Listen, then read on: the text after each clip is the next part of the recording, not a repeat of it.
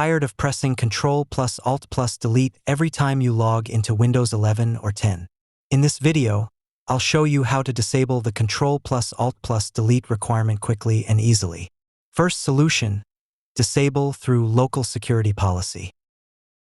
Press Windows key plus R on your keyboard. Type secpol.msc and click on OK.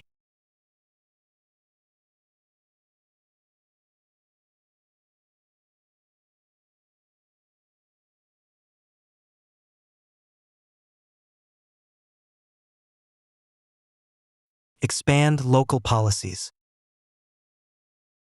Then expand security options.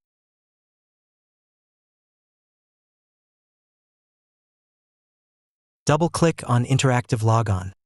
Do not require Ctrl plus Alt plus Del. Select Enable. Click on Apply and then click on OK.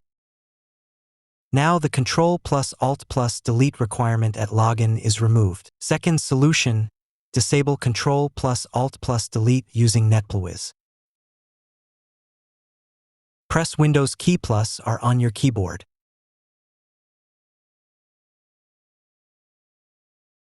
Type NetPlWiz and click on OK.